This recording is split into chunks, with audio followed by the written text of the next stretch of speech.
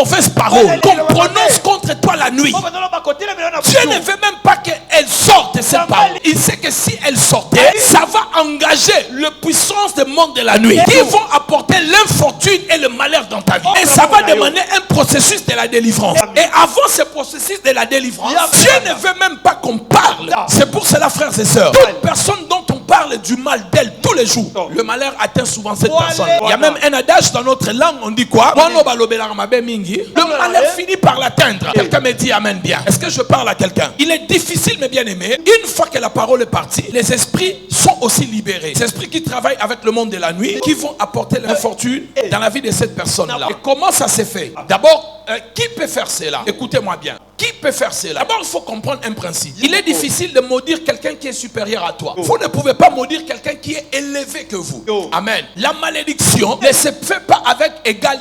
La malédiction se fait toujours de supérieur sur l'inférieur. Ah, tenez-moi un bon. La malédiction ne peut qu'agir de supérieur à l'inférieur. Ainsi la bénédiction.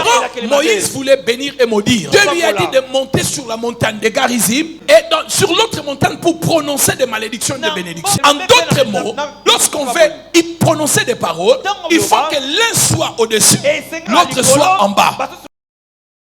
Pour cela, même moi tant que pasteur, pour vous bénir, je dois être sur l'autel. Je dois monter dans la supériorité pour libérer des paroles sur vous. Est-ce que quelqu'un est en train de me comprendre?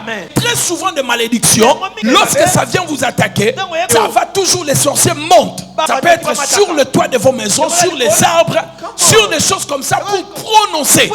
Ainsi dans Nombre 23, lorsque Balaam veut maudire Israël, il dit allons sur la montagne et va me placer les autels sur la montagne. Je dois monter, être au-dessus d'Israël pour le voir en bas, commencer à prononcer des malédictions. Je déclare dans le nom de Jésus, toute personne qui monte à la montagne pour prononcer des malédictions, qu'elle tombe au nom de Jésus et que ces paroles soient l'attaque à elle-même au nom de Jésus. Si tu crois, dis amen cette fois. Comment? Tenons déjà le principe. Le supérieur peut être maudit par l'inférieur.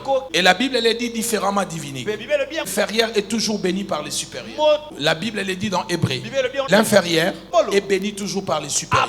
Donc le supérieur ne peut pas être maudit par l'inférieur.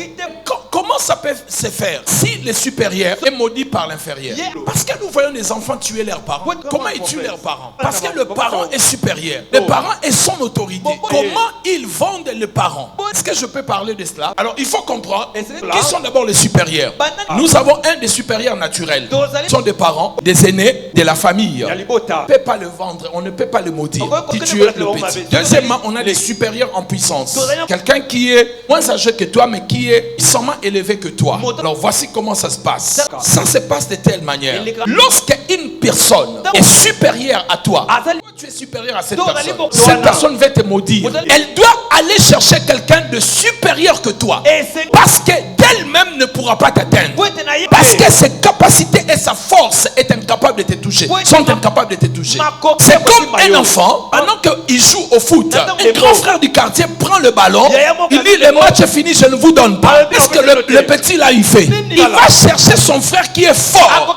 Lui il ne va pas réclamer, mais son frère sera devant et lui il sera derrière. Lorsqu'on veut maudire quelqu'un par un inférieur, l'inférieur doit chercher un supérieur par rapport à ces supérieurs là qui veut détruire. C'est pour cela, combat avec ton père tu ne gagneras pas. Combat avec tes parents tu ne gagneras pas. Il faut m'appeler. Il faut chercher un supérieur aussi. Moi je vais te garder. Moi-même je suis gardé en Christ et je te garde. Hébreu, la Bible dit dans Hébreu d'avoir la déférence envers vos encadrés car ils veillent sur vos âmes. Donc moi je vais te protéger. Quand ton père viendra, il trouvera ton père spirituel. Nous allons traiter entre les pères. Lui il est le père biologique, moi le père spirituel. Il va donner ses raisons, moi je vais donner aussi les raisons de te protéger. Il va dire qu'il est mon sang, je vais les détruire. Moi je dirais j'ai le sang de notre père qui l'a racheté et il est enregistré dans une autre famille. Et en vertu du sang de la nouvelle alliance, de la nouvelle famille dont il est maintenant, et moi comme mais son grand frère dans cette famille-là vient siéger pour dire que tu ne peux rien.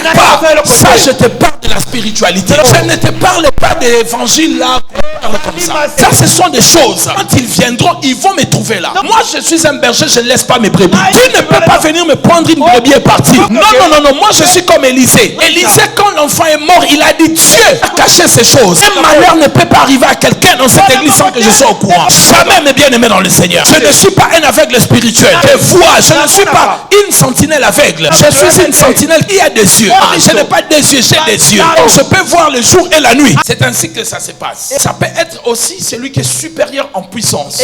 On va chercher quelqu'un qui est supérieur en puissance. Ou là où se pose un problème, le problème est au niveau malédiction qui atteint certaines personnes et on n'arrive pas à ôter cela. Ni le pasteur est incapable. Ce sont des malédictions où tu es redevable. Si tu as la dette de quelqu'un, même moi le pasteur, je ne pourrais pas te protéger. Je montre même Dieu, il ne te protégera pas. Il te dira d'aller réparer. C'est ce qui s'est passé avec Zachée. Zachée, quand le Christ est entré chez lui, il a dit, si je fais du mal à quelqu'un, je paierai 4 fois. Le Seigneur a dit, le salut est entre aujourd'hui. Si vous devez à quelqu'un, si vous n'avez pas l'argent pour payer, allez négocier avec cette personne. Et cette personne annule cette dette-là. Elle prononce la parole. Au contraire de ce qu'elle avait prononcé. Amen. Parce que même le pasteur, il peut combattre pour toi, mais il aura du mal à enlever ça. Parce que c'est la vie d'une personne. C'est son argent. Quelqu'un me dit Amen bien. Alors il faut comprendre, mes bien-aimés, une fois que cette parole est sortie, les esprits qui travaillent dans le monde de la nuit vont s'engager. Lorsqu'on veut vous envoûter, on veut vous lancer la malédiction. Par la puissance du monde de la nuit, votre nom sera utile. Ils vont appeler votre nom. Elles vont appeler votre nom. Elles vont parler sur votre photo, autour de ta photo, et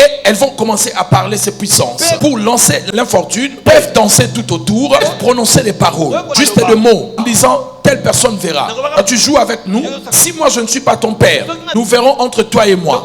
Alors dans toutes ces choses-là, ça ne peut être possible que s'il y a une cause. S'il n'y a pas une cause, ils doivent provoquer la cause. Ces agents doivent provoquer la cause. C'est pour cela, frères et sœurs, cette église et ceux qui me suivent, soyez très prudents. Ce n'est pas parce que tu es chrétien, tu dois provoquer tout le monde. Il y a des choses qu'il faut éviter.